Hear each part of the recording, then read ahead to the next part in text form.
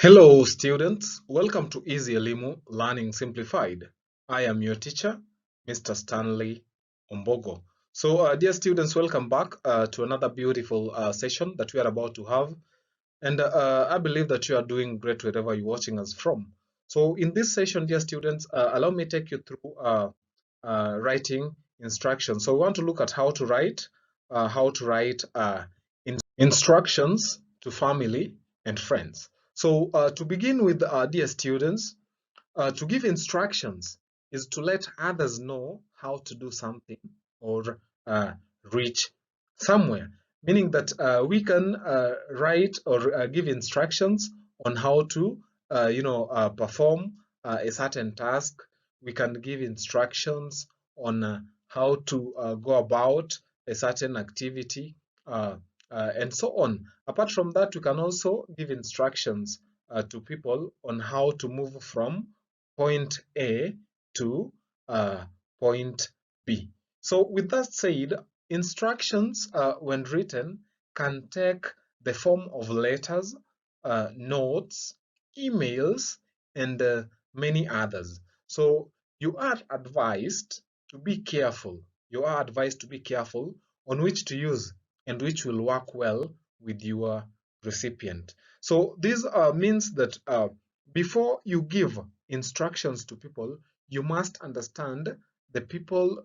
You must understand the people or the person you are addressing.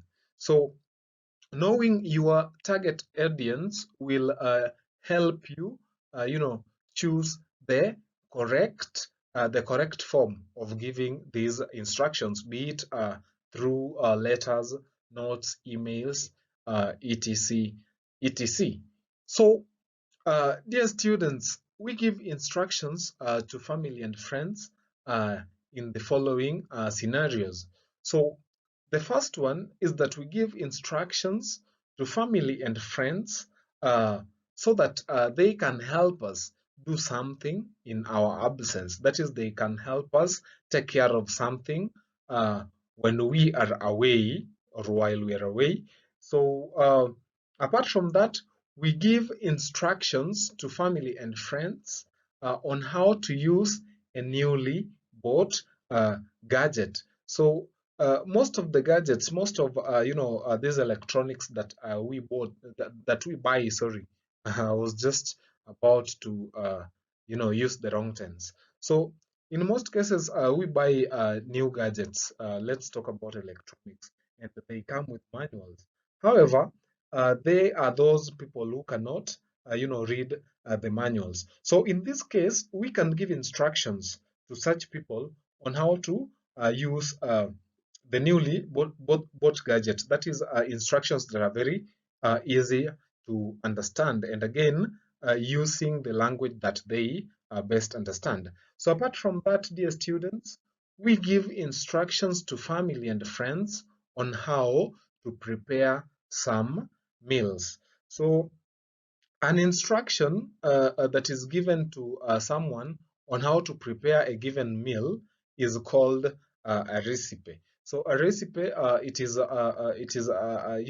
another topic that we also have under functional skills.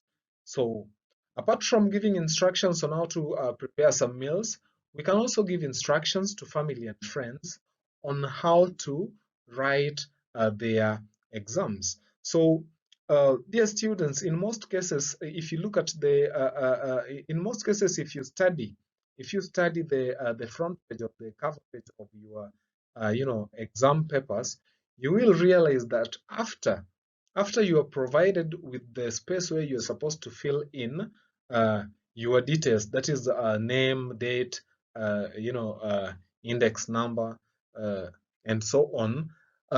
What normally follows are the set of instructions that is on some of on how you're supposed to answer the questions. That is the questions that are compulsory, those that are optional, and again how you're supposed to arrange them, and so on. So that is an example of instructions on how to write exams. So apart from that, we give instructions to family and friends on how to be successful individuals in life, and many other. So students, in order to write good instructions, bear the following in mind. So if you are a student and you want to write a good instruction, either to a brother, sister, friend, a classmate, bear the following in mind. So follow these simple guidelines. The first one is write clearly and simply. So when I talk about writing simply and clearly, it means that you give your instructions by using a language that is simple and clear to others.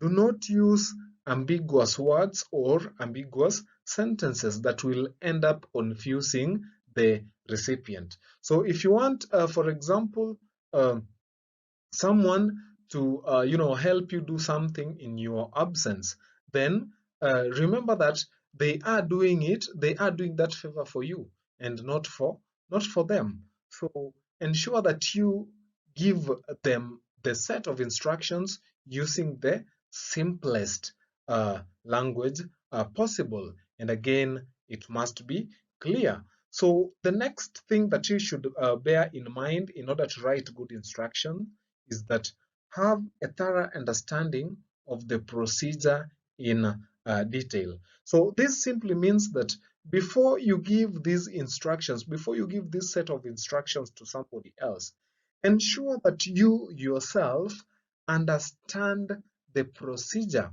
fully and in detail. So there is no way you can, give instructions to someone on how to prepare some meals when you yourself lack the what the skills or the knowledge to prepare that meal.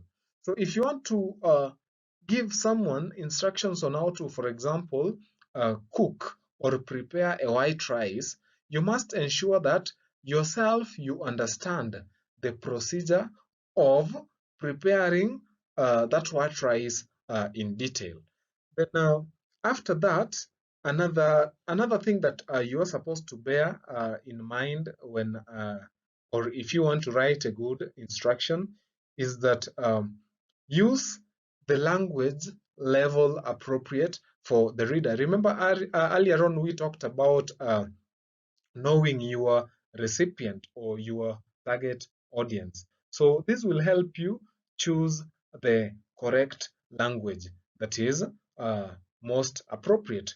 So if you're giving maybe some set of instructions to a kid, then it is obvious that the language you will use will be quite different from the language that you can use when giving an instruction to an adult or maybe um, someone who is elderly. So apart from using the language level appropriate for the reader, or the recipient, ensure that the person to whom you are writing is familiar with the topic you are writing instructions on. So this minimizes misinterpretation. It minimizes misinterpretation. Then on to the next thing, make good use of headings, especially when there are subtasks. Then after that, another important thing to take home is that make good use of lists, especially when you are giving instructions on things to be purchased. We are also allowed to use graphics to illustrate any key actions, objects, or places. So if you want to give, a set of instructions that are well detailed, then you can go ahead and use graphics to illustrate any key actions, objects, or places. Then apart from that, ensure that the instructions are accessible, especially if you cannot hand the instructions directly to the reader. So if you are leaving the house and maybe there are instructions that you want to give to your brother or sister who will, come to the house maybe later, you can put the written set of instructions, at a place that is conspicuous and strategic. Let's say on the table, for example, where the recipient will notice them without struggling. Then the next thing that you should also bear in mind, dear students, ensure that the instructions, uh, uh, I think I've talked about that, the instructions being accessible. So the next thing is that in case you are leaving instructions for a family member, you can pin them on the first door uh, the person will open, or in the kitchen table, and so on. So ensure they are conspicuous and they can be found easily. So I had explained that. So what we have next is an example of a set of instructions. So we have the date 25th April 2024, and the instructions is given to Jake. Hi Jake, sorry I shall be home late. Kindly do the following for me. Go to the bedroom, open the door using the spare key, which is kept under the mat just in front of the door. Once you have opened the door, close the windows and draw the curtains in that room.